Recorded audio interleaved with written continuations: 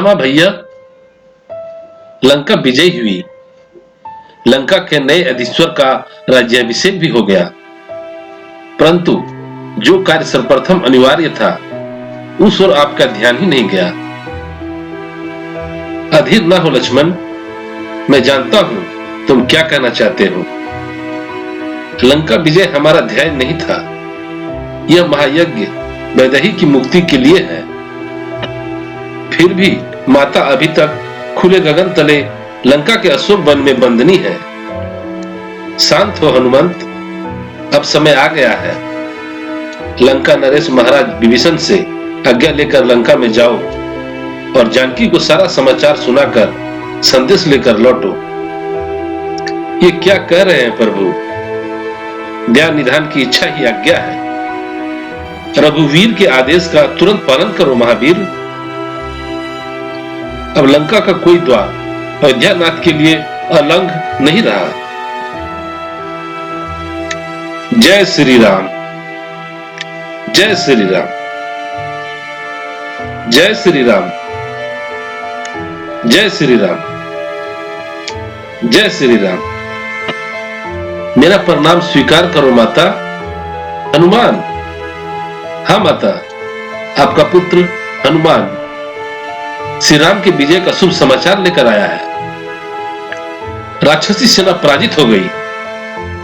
आज के युद्ध में रावण मारा गया।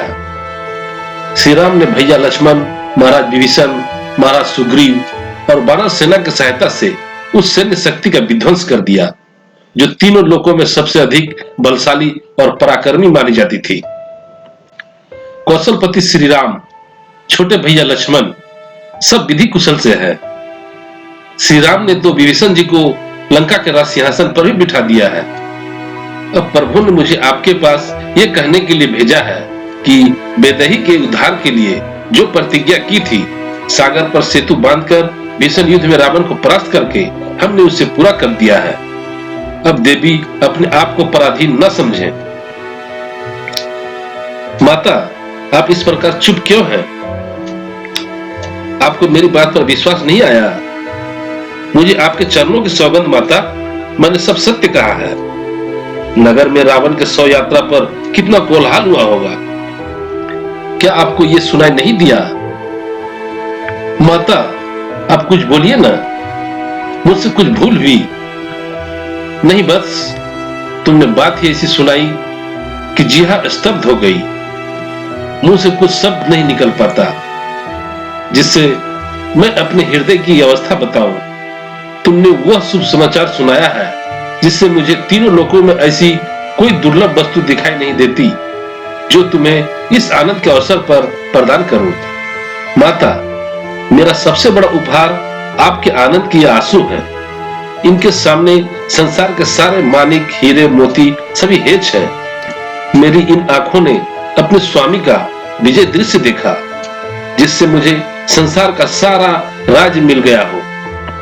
मैं इतना ही आशीर्वाद दे सकती हूँ, समस्त सद्गुण सदा तेरे हृदय में वास करे। रघुनाथ लक्ष्मण सहित सदा तेरे अनुकूल रहे। मैं धन्य हुआ माता, आपके आशीर्वाद से मेरा जन्म सफल हो गया। तुम्हें मेरा एक काम करना होगा पुत्र।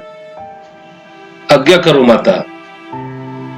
शीघ्र से शीघ्र कोई ऐसा जतन करो जिससे ये तरसे हुए नयन अपने स्वामी के मनोहर छवि का दर्शन कर सके।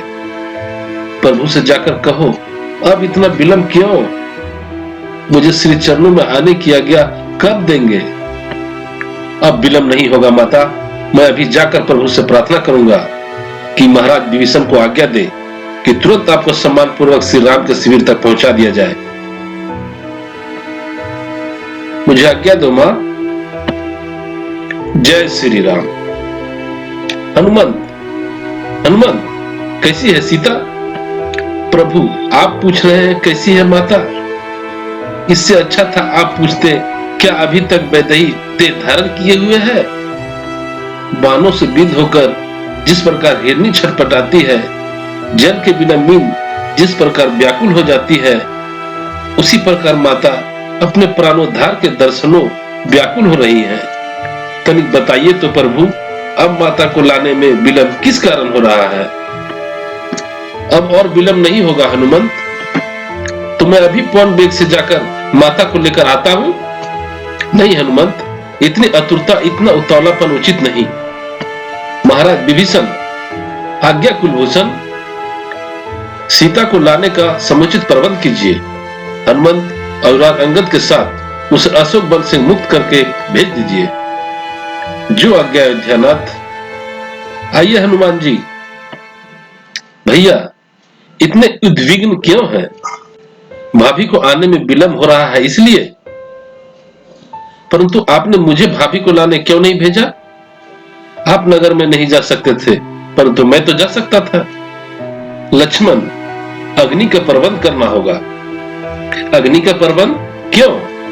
सीता को अग्नि द्वार लांग कर मेरे पास आना होगा। भाभी को अग्नि द्वार लांग कर आना होगा? हाँ। माता सीता को?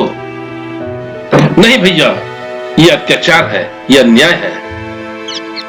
लक्ष्मण, भैया मैं आपका अर्थ समझ गया।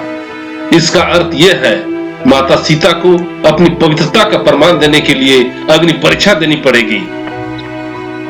लक्ष्मण, उस सती को जो अपने पतिव्रत धर्म का पालन करने के लिए तीनों लोकों के विजेता रावण के सुख, सुविधा और वैभव से भरे महल को छोड़कर अशोक वाटिका में सर्दी, गर्मी, धूप और वर्षा के दुख खुले आकाश के नीचे बैठकर सहती रही। लक्ष्मण, एक राजा की पुत्री, एक चक्रवर्ती राजा की बहू होकर अपने पति के पीछे नंगे पांव वन वन भटकती रही। उसकी पूजा करने का स्थान पर उसकी परीक्षा? किस दोष के लिए भैया, किस दोष के लिए? लक्ष्मण, मेरी बात तो सुनो। नहीं भैया नहीं, मैं इस विषय पर एक बात भी नहीं सुन सकता। निस्सहाय अवस्था में एक अबला नारी को कोई बलपूर्वक हर कर ले गया तो दोषी हो गई। दोषी तो मैं हूं, जो उनके बातों में क्रोध में आकर आपकी आज्ञा के विरुद्ध उन्हें अकेले छोड़कर चला गया। उसके लिए उस देवी को जो दुख सहने पड़े, उस सब का दंड मुझे मिलना चाहिए। दोषी वो नहीं, दोषी हम हैं, जो उसकी रक्षा न कर सके। और अग्नि में जलाई जाए वो निर्दोष नारी। नारी जाति के विरुद्ध इससे बड़ा अन्याय और कोई नहीं हो सकता। और आप ये अन्याय करेंगे तो याद रखिए, मैं भाभी को अपनी माता समझता हूं और उनका पुत्र होने के नाते मैं आपके विरुद्ध भी विद्रोह कर सकता हूं।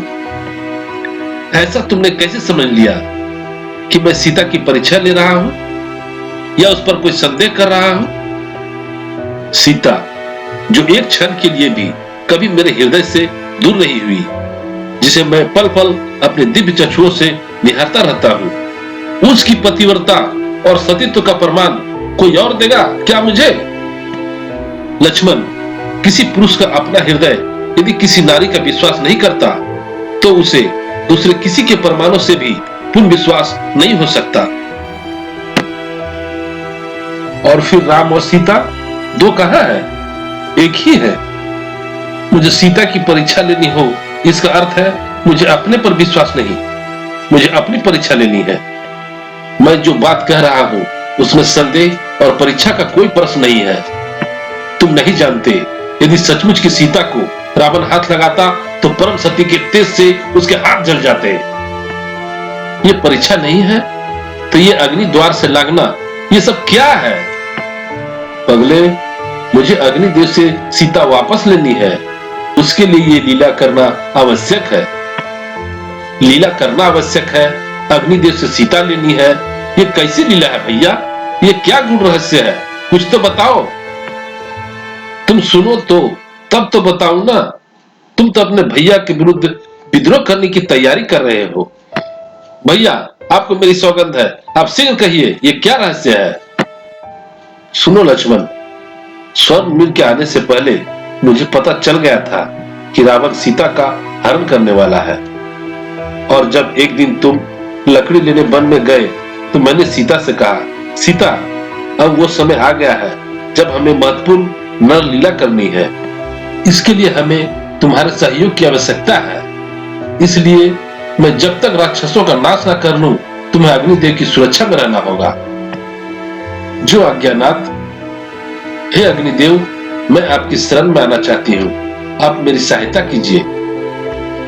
और अग्निदेव प्रकट होते हैं और सीता उसमें प्रवेश कर जाती है और उसकी परछाई रह जाती है।